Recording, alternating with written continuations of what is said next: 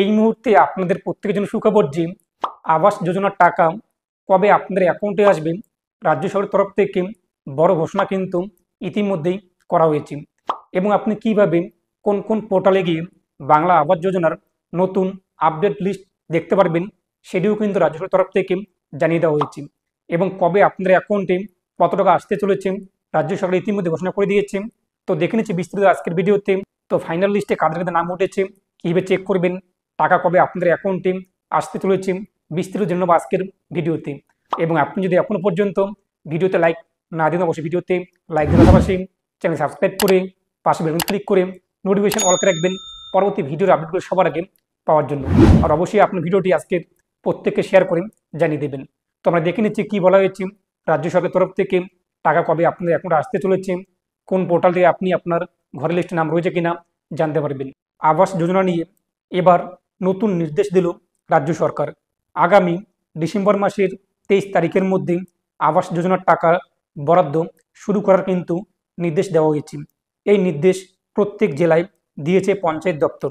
পঞ্চায়েত দপ্তরের তরফ থেকে কিন্তু আগামী 23 ডিসেম্বরের মধ্যে আবাস যোজনার টাকা যেন বরাদ্দ শুরু করা হয় প্রত্যেক জেলাকে কিন্তু নির্দেশ দিয়ে দেওয়া হয়েছে।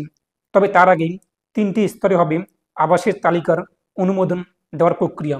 নির্ধারিত সময়ে আরও 3 দিন বেশি সময় দিল রাজ্য সরকার। চূড়ান্ত তালিকা তৈরি করে টাকা পাঠানো হবে। তার জন্য জেলা প্রশাসনকে দেওয়া হয়েছে বাড়তি 3 দিন সময়।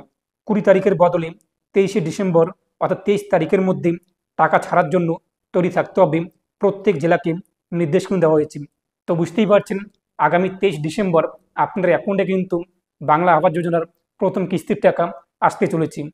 এদিকে নবান্ন সূত্রে খবর, গ্রাম সভা থেকে শুরু করে ব্লক লেভেল কমিটি এবং ডিস্ট্রিক্ট লেভেল কমিটি এই 3টি স্তরে শুরু হবে 3টি পর্যায়ের আবাস তালিকা অনুমোদন দেওয়ার কাজ।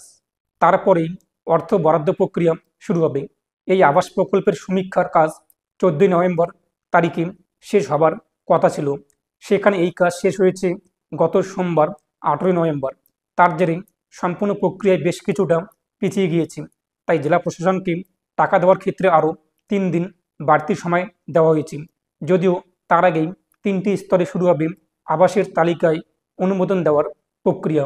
অন্যদিকে আবাস যোজনার তালিকা প্রত্যেকটি ব্লক থেকে শুরু করে মহকুমা শাসক, জেলা শাসকদের অফিস এবং জেলার ওয়েবসাইটগুলিতে দিতে হবে এবং এই লিস্ট প্রকাশিত করতে হবে 29 নভেম্বর থেকে 6 ডিসেম্বর পর্যন্ত।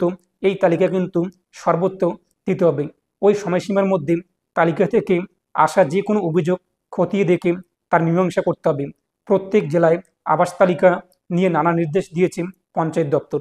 আশা করি বুঝতেই পেরেছেন আগামী 23শে ডিসেম্বরের মধ্যে বাংলা আবাস যোজনা টাকার বরাদ্দ শুরু করার নির্দেশ দিয়েছে কিন্তু ইতিমধ্যে পঞ্চায়েত দপ্তর থেকে প্রতিটি জেলাকে। এর পাশাপাশি আপনাদের অ্যাকাউন্টে টাকা আসতে চলেছে প্রথম দফায় ফার্স্ট কিস্তি 31শে ডিসেম্বর। এবং আপনারা কিন্তু ব্লক অথবা মহকুমা অথবা জেলা শাসক অফিস অথবা জেলার নির্দিষ্ট অফিসিয়াল পোর্টালে খুব সহজেই 29শে নভেম্বর থেকে কিন্তু প্রকাশিত শুরু হবে ফাইনাল ঘরের লিস্ট। এবং 6 ডিসেম্বরের মধ্যে টাইম দেওয়া হয়েছে। 29শে নভেম্বর থেকে 6 ডিসেম্বরের মধ্যে সমস্ত জায়গায় সমস্ত অফিসিয়াল পোর্টালে জেলার এই ঘরের লিস্ট কিন্তু প্রকাশিত করা হবে এবং আপনাদের সেখান থেকে খুব সহজেই ঘরের লিস্টের নাম আপনারা চেক করতে পারবেন।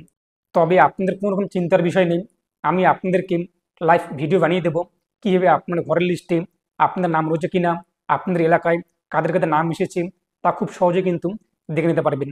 তো পরবর্তী ভিডিও মিস না করার জন্য চ্যানেলকে আপনি এখনও পর্যন্ত সাবস্ক্রাইব না করে দেখেন সাবস্ক্রাইব করে নোটিফিকেশন অল করে রাখবেন, তাহলে পরবর্তী ভিডিও আপনারা সবার আগে পেয়ে যাবেন। আর ভিডিওটা অবশ্যই বেশি বেশি শেয়ার করে প্রত্যেকে জানিয়ে দেবেন। প্রত্যেকে ভালো থাকুন এবং সুস্থ থাকুন।